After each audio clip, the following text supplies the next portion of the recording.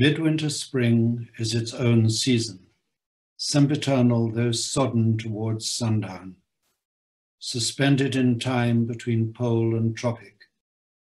When the short day is brightest with frost and fire, the brief sun flames the ice on pond and ditches, in windless cold that is the heart's heat, reflecting in a watery mirror a glare that is blindness in the early afternoon, and glow more intense than blaze of branch or brazier stirs the dumb spirit. No wind, but Pentecostal fire in the dark time of the year. Between melting and freezing, the soul's sap quivers. There is no earth smell or smell of living thing. This is the springtime, but not in time's covenant. Now the hedgerow is blanched for an hour with transitory blossom of snow, a bloom more sudden than that of summer, neither budding nor fading, not in the scheme of generation. Where is the summer, the unimaginable zero summer? If you came this way, taking the route you would be likely to take from the place you would be likely to come from, if you came this way in Maytime, you would find the hedges white again in May with voluptuary sweetness. It would be the same at the end of the journey. If you came at night like a broken king, if you came by day not knowing what you came for, it would be the same when you leave the rough road and turn behind the pigsty to the dull facade and the tombstone. And what you thought you came for is only a shell, a husk of meaning, from which the purpose breaks only when it is fulfilled, if at all. Either you had no purpose, or the purpose is beyond the end you figured and is altered in fulfillment. There are other places which also are the world's end, some at the sea jaws or over a dark lake, in a desert or a city. But this is the nearest, in place and time, now and in England.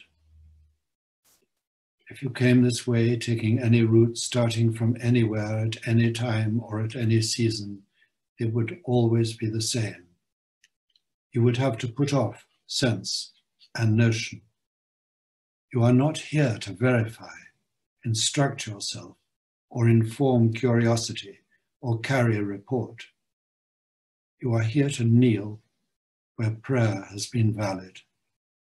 And prayer is more than an order of words, the conscious occupation of the praying mind, or the sound of the voice praying.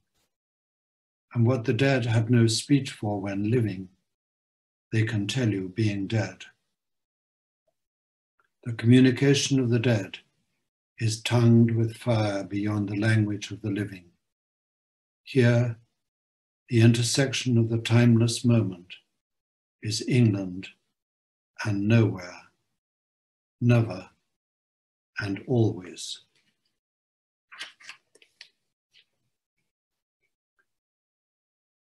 Ash on an old man's sleeve is all the ash the burnt roses leave. Dust in the air suspended marks the place where a story ended. Dust in breathed was a house, the wall, the wainscot, and the mouse.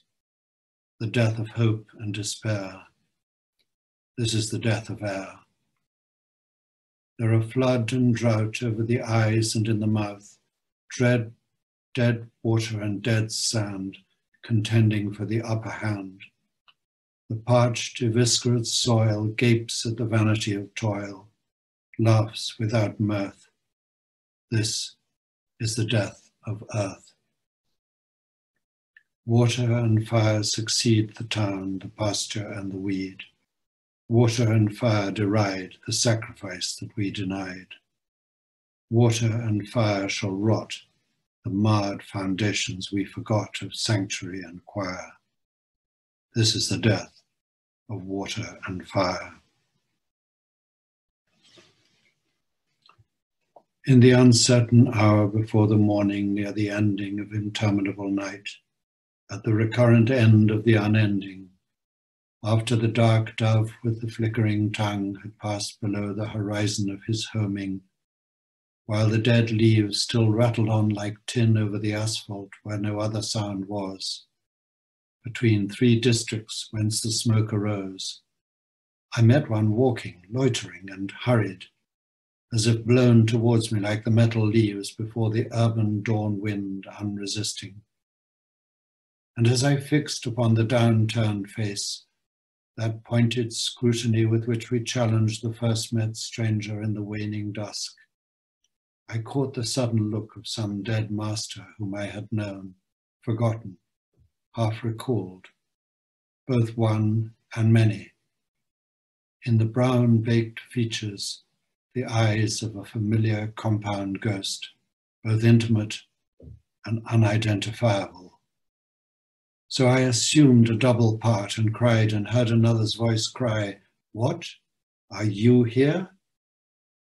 Although we were not. I was still the same, knowing myself, yet being someone other, and he a face still forming. Yet the words sufficed to compel the recognition they preceded, and so, compliant to the common wind, too strange to each other for misunderstanding, in concord at this intersection time of meeting nowhere, no before and after, we trod the pavement in a dead patrol.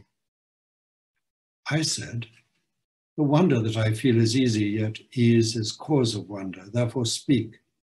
I may not comprehend, may not remember." And he, "I am not eager to rehearse my thoughts and theory which you have forgotten. These things have served their purpose, let them be. So with your own, and pray they be forgiven by others as I pray you to forgive, both bad and good. Last season's fruit is eaten, and the full-fed beast shall kick the empty pail. For last year's words belong to last year's language, and next year's words await another voice. But as the passage now presents no hindrance to the spirit unappeased and peregrine between 2 worlds become much like each other, so I find words I never thought to speak in streets I never thought I should revisit when I left my body on a distant shore.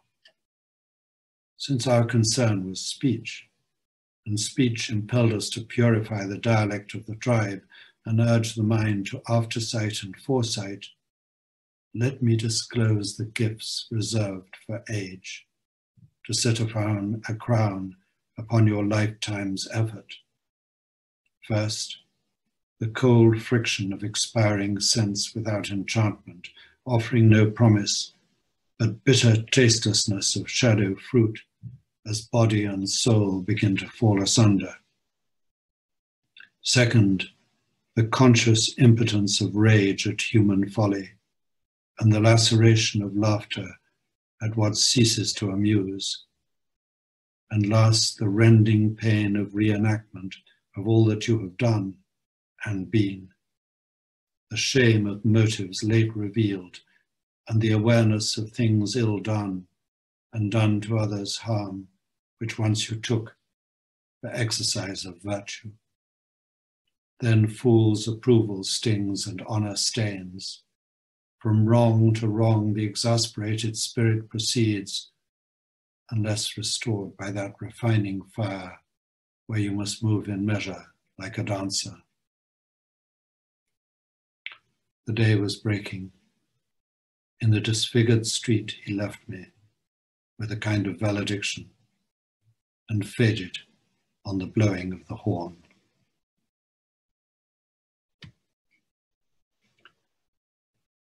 There are 3 conditions which often look alike, yet differ completely, flourish in the same hedgerow.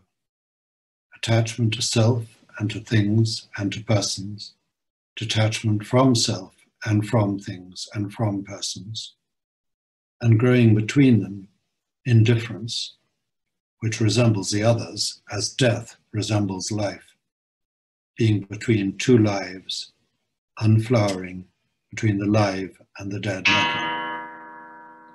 This is the use of memory for liberation, not less of love, but expanding of love beyond desire, and so liberation from the future as well as the past. Thus, love of a country begins as attachment to our own field of action and comes to find that action of little importance, though never indifferent. History may be servitude, history may be freedom. See, now they vanish, the faces and places, with the self which, as it could, loved them, to become renewed, transfigured in another pattern. Sin is behovely, but all shall be well, and all manner of things shall be well. If I think again of this place and of people not wholly commendable, of no immediate kin or kindness, but some of peculiar genius, all touched by a common genius, united in the strife which divided them. If I think of a king at nightfall, of 3 men and more on the scaffold, and a few who died forgotten in other places here and abroad, and one who died blind and quiet, why should we celebrate these dead men more than the dying? 'Tis not to ring the bell backward, nor is it an incantation to summon the spectre of a rose.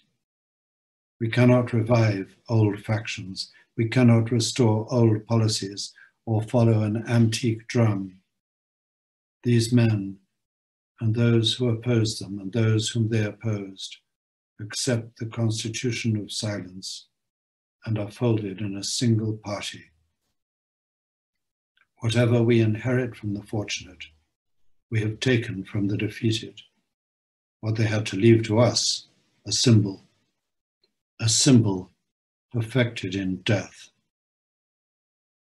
And all shall be well, and all manner of things shall be well, by the purification of the motive in the ground of our beseeching.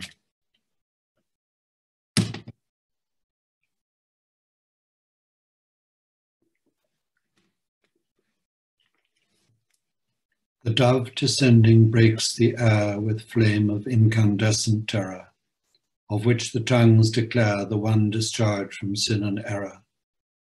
The only hope or else despair lies in the choice of pyre or pyre, to be redeemed from fire by fire. Who then devised the torment? Love. Love is the unfamiliar name behind the hands that wove the intolerable shirt of flame, which human power cannot remove. We only live, only suspire, consumed by either fire or fire.